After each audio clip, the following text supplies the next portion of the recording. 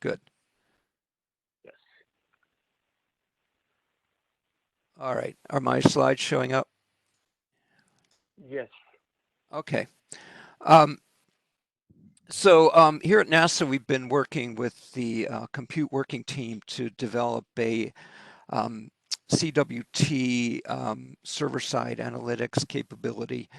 The compute working team defined a Python API and WPS service, and we've defined a analytics server, which we're calling EDAS, which enables distributed high-performance analytics close to the data. This is a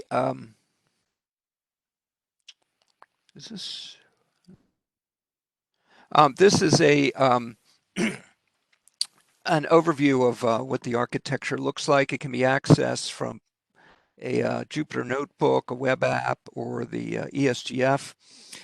And then we've implemented a WPS web service, which would sit on a server outside of our firewall. Then it makes a 0MQ connection through the firewall to our analytics server, which then has direct access to the NASA data stores served through a parallel file system.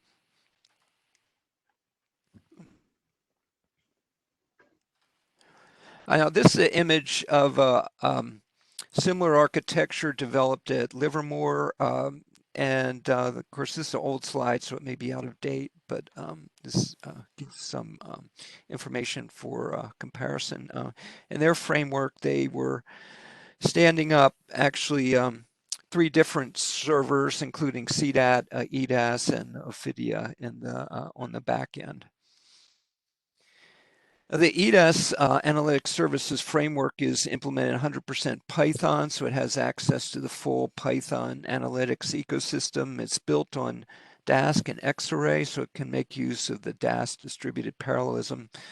It has a ESGF compliant interface, as I mentioned, and it focuses strongly on supporting workflows composed of graphs of canonical operations, and it also supports parallel data access from a POSIX file system. Now, the advantages of Dask is building on familiar APIs. The Xarray, which is the n-dimensional array interface, builds on very familiar interfaces. It's built in pure Python. It has a large group of developers, and it has some very attractive performance features such as low latency, peer-to-peer data sharing, complex scheduling, and supports. It does works very hard to support data locality. Now, Xarray, as I mentioned, is the n-dimensional array framework that builds on top of, can be layered on top of Dask and extends Pandas to inherit the performance and power of Pandas. It's tightly integrated with NumPy and NetCDF, so it's essentially an in-memory representation of the NetCDF data structure. And it's tightly integrated with Dask for in-memory data parallel workflow, so it supports transparent chunked distributed arrays, lazy streaming computation, built-in parallel NetCDF I/O. It automatically parallelizes Xarray workflows, and it also can parallelize NumPy built-in and user function operations. So this is the general language for request structure, which this sort of general representation of the compute working team's request language. So it consists of domains, variables, and operations. In our framework, we represent variables by listing a predefined collection and a set of variable names, and then you can associate a domain and a result. So the user never has to deal with files. That one of these collections may be made up of tens of thousands of files, but it's referenced by a single name. And then we have a list of operations. Each operation has a module name, operation name, a set of inputs, and a set of outputs, and a set of parameters. And here's a graphical representation of the same workflow. So outputs of one operation can be fed into another, so in that way one can construct workflows. So for the rest of the talk, I'll be using the graphical representation with the understanding that this actually represents a request in the WPS request language. So we've defined a set of kernels. We have a set of canonical operations, which include your basic operations and some a little bit more advanced ones, such as filter, decycle, high pass, low pass, anomaly, and so on. And some specialized operations, including EOF, principal component, climate indices, teleconnection maps, and some neural network kernels. So each of the canonical operations supports the following set of inputs. There's a domain, which represents a region of interest to subset to, set of axes, which include X, Y, Z, time, and ensemble. The ensemble averages over the inputs. And then there's a group by, which does the split, apply, combine operation over existing axes or custom axes. And then there's a resample, which is used for upsampling and downsampling.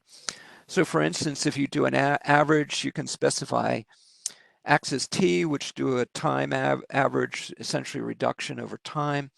Or you could say, for instance, specify time and ensemble, which would average over both time and ensemble.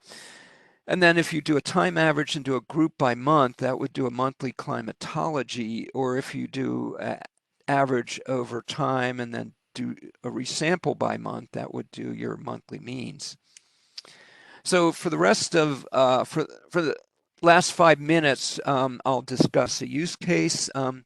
Here is a sample workflow, which is used to define teleconnection maps. So you take an input, run it through a filter to filter out the winter months, and then do a detrend to remove the warming trend, and then put it into a teleconnection map kernel, which takes a lat-long position.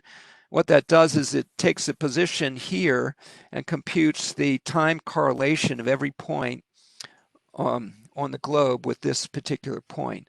And what it displays is a set of teleconnections or long-range correlations throughout the climate system. And this illustrates the non-local nature of climate dynamics, which is dominated by a set of you could say normal modes, a set of global scale wave phenomenon, which link points throughout the climate system at fairly long distances and time scales. So the next question is, we would like to use machine learning based on these normal modes of the atmosphere to see if we can do regional scale prediction at relatively long time scales, like months up to a year. So the first step is to compute these normal modes of the atmosphere. We do that by computing an empirical orthogonal function. An EOF takes a space-time signal, breaks it down into a purely spatial component called a EOF and a purely temporal component called the principal component. These EOFs are essentially the spatial patterns, and the temporal component is essentially the degree of activation of that pattern at any given time. So here's a workflow which would start with the input. It would do a decycle to remove the seasonal cycle, then a detrend to remove the warming trend, and then feed it into the EOF kernel.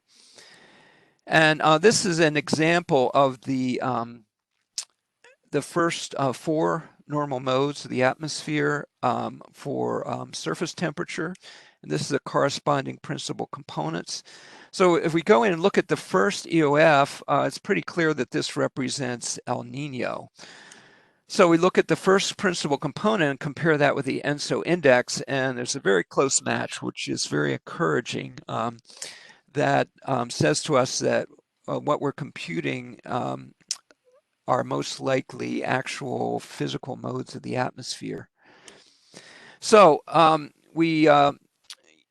so next step is question, can we use these normal modes to predict regional scale phenomenon? So our first attempt is to predict all India monsoon rainfall accumulation 1 year in advance. So we use a 2-layer neural network.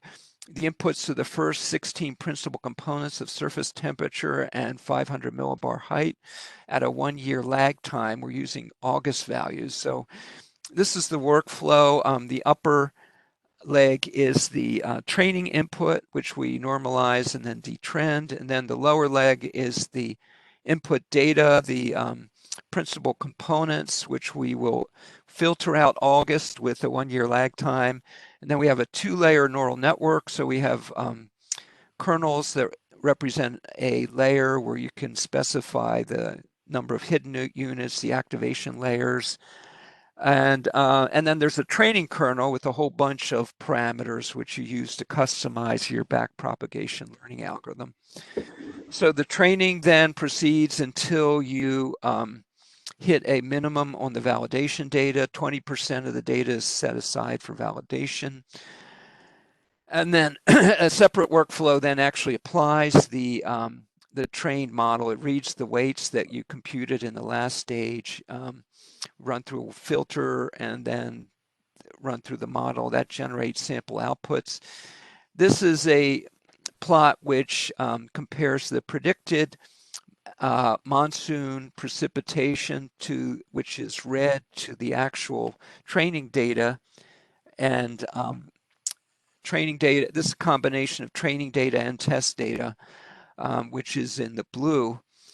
And the performance, this is the result of a 2-month project by a summer intern, and the results look great. And actually, if you're thinking they look too good to be true, you're probably right. I think there's some overfitting going on here, which will probably be looked at by our next summer intern. But we find the overall process to be quite promising in terms of making machine learning available to our users. So one more question. Well, what can you do with these results? Is it just a black box? Well, no. It turns out one can use the network gradient computed by backpropagation to compute the optimal input patterns for a given set of outputs. So we basically back project the result for a weak monsoon and a strong monsoon to find the optimal patterns of principal components that correspond to those results. Then we can do a weighted sum of the EOFs to look at the climate situations that will result in a strong monsoon or weak monsoon. And this is a difference. Left is surface temperature, right is 500 millibar heights. And it looks like what we're seeing is some of impact of southern hemisphere Rossby waves on the summer monsoon in India. So that'll I'll bring this to an end. Server-side analytics will increasingly play a crucial role in the earth scientist toolkit, and workflow frameworks enable flexible and powerful access to high-performance computing resources. So I'll end there. Thanks a lot.